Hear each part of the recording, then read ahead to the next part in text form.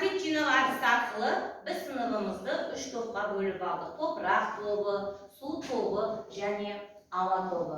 Ал енді балалар, көңіл күйімізді жақсылап көтеріп алайық. Шаттық шеңбері орнымыздан тұрамыз. Бастаймыз. Жайлап айтамыз. Бір-екі үш бастаңдар.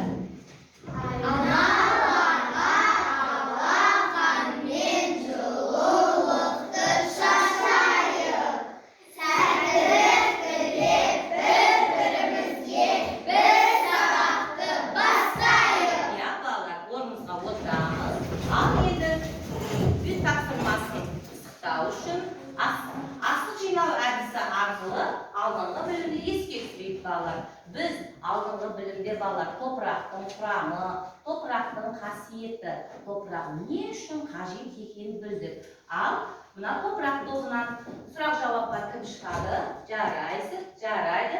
Айт шыға ғой, Күмбек Сұлтан. Мына топтан кім шығады? Қарақат. Жаным шыға ғой, Жанрали. Ал Гүлсезім. Бір-бір сұрақты аламыздар. Ал балалар, бір-бір сұрақты аламыздар. Дайын оқушылар. Сұраққа жауап береміз. Бастаймыз. Кім дайын екен? Ал айта ғой сұрағын. Топырақ не үшін қажет? Топырақ не үшін қажет? Топырақ жердің беткі қабаты. Топырақта тіршілік ететін ағзалар көп. Өте жақсы. Дұрыс жауап бердік. Айта ғой. Топырақ қандай қасиеті бар? Топырақ сұйық және газ тәрізді бөлшектерге байланысты құрғақ құралды болуында тығыз қасиеттеріне бар. Жақсы, өте жақсы. Отыра ғой. Сіз де жауап. Жануарларға топырақ неге қажет? Жануарлар топырақта қыстайды, жауын-шашыннан қорғанады, тұрақты түрде тұрады. Өте жақсы. Ал Топырақтың құрамы. Топырақ жердің беткі бұрғылда қабаты. Құрамынан ауа, су,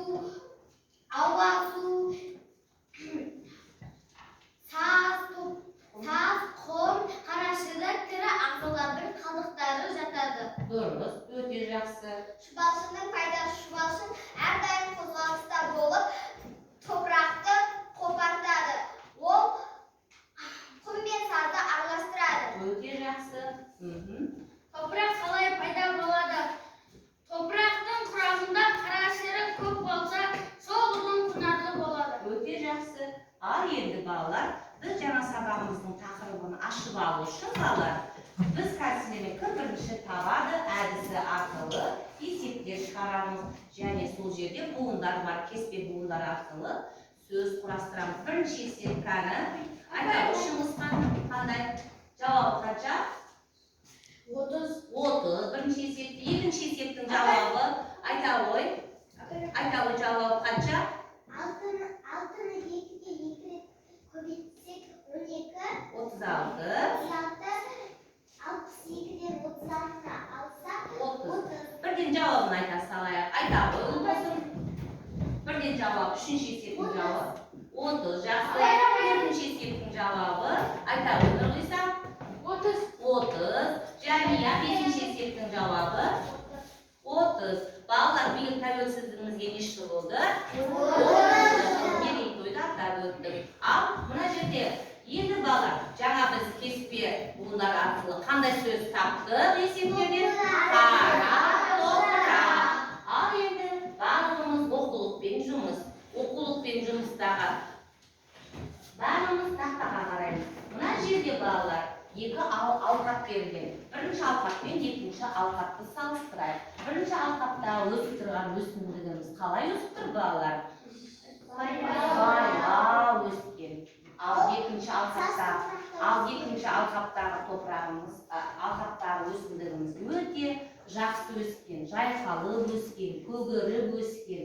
Бұл жерде нені аңғарамыз?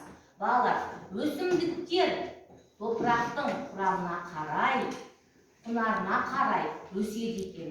Бірінші алқаптағы өсімдік құнарлы ма екен, екінші алқаптағы топырақ құнарлы ма екен? Екінші алқаптағы топырақ құнарлы екен. Ал балалар, біздің еліміздегі барлық жердегі топырақтар бірдей құнарлы емес. Міне қараңдар балалар. Бірақ сол топырақты құнарлы ету үшін біз оларға тыңайтқыш береді екенбіз. Және балалар, қара шірікті араластырады екенбіз. Ал қара шірік дегеніміз тірі ағзалардың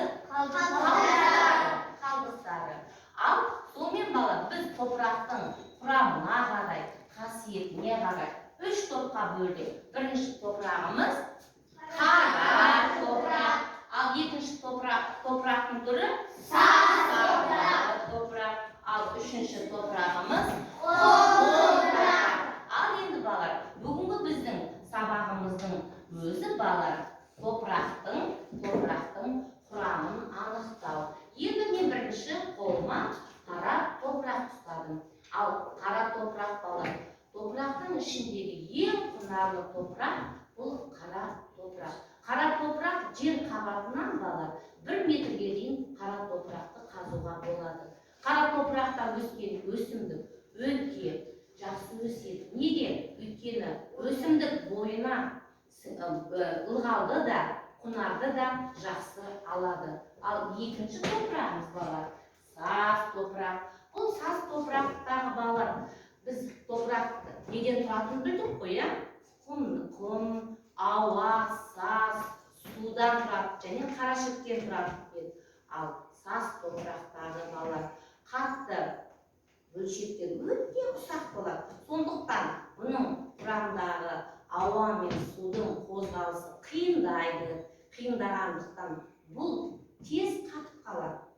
Бұл саз топыраққа отырғызған өсімдікті біз өсіру үшін үнемі жиі не істеуіміз керек?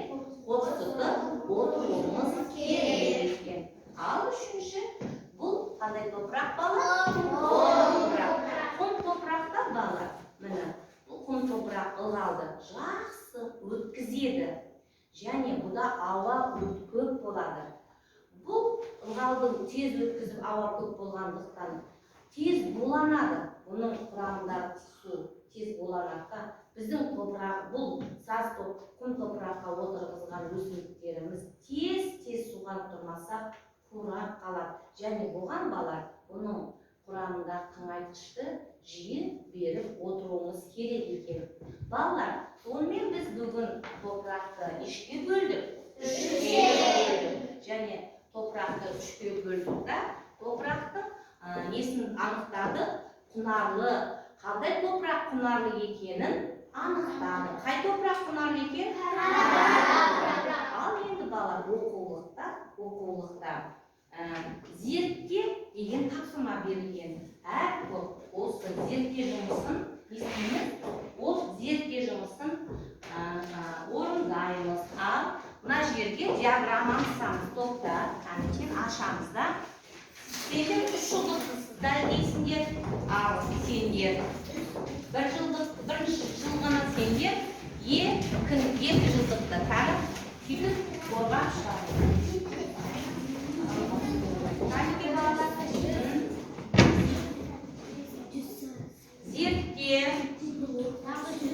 зерттейміз.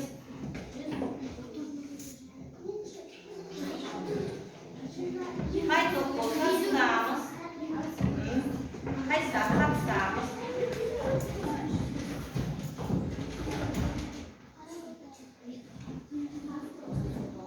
Кәнекей жылды жақындаймыз. Кітап беріңіз.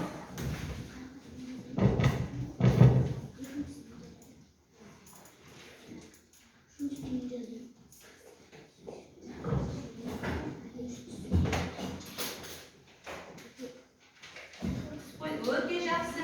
Бірінші тоқсын қорғаймыз келе ғой. Айта ғой. Біз диаграммасында 1 жылдан ағаштың түршеттім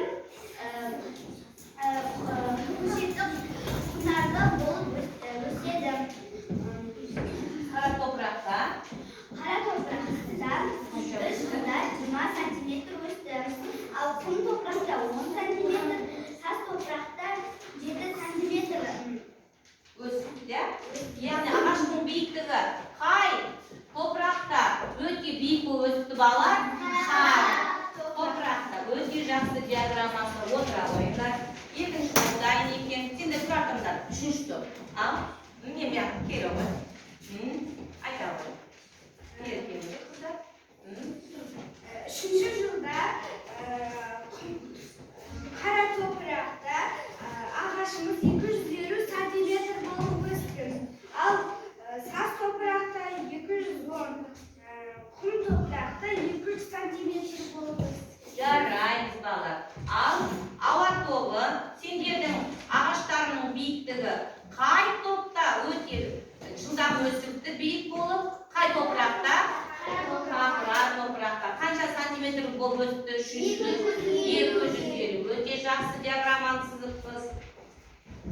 Екінші жылда құм топырақ 100 сантиметр өсті, ал саз топырақ 100 сантиметр өсті. Екеуінде де бірдей өсті. Қара топырақ 150 сантиметр өсті. Дұрыс. Ал су тобы, яғни диаграмманы сызыпсыңдар. Сендердің ағаштарының биіктігі ең биік болып өскен екінші жылы қай топырақта екен? Қара топырақта екен. Ал енді балалар, бүгінгі сабағымызды біз түсіндік деп ойлаймын. Қара топырағымыз өте құнарлы екен. Ал енді пысықтайық. Қара топырақта отырғызылған ағаштарымыз неге жақсы өседі? Кім айтады? Қара топырақта не көп кәнеки? Ал айта ғой Зарина. Қара топырақтан қарашірік көп болады. Ең құнарлы топырақ қара топырақ. Оның қарашірік қабаты шамамен 1 метрге дейін жетеді. Өсімдіктер қара топырақтан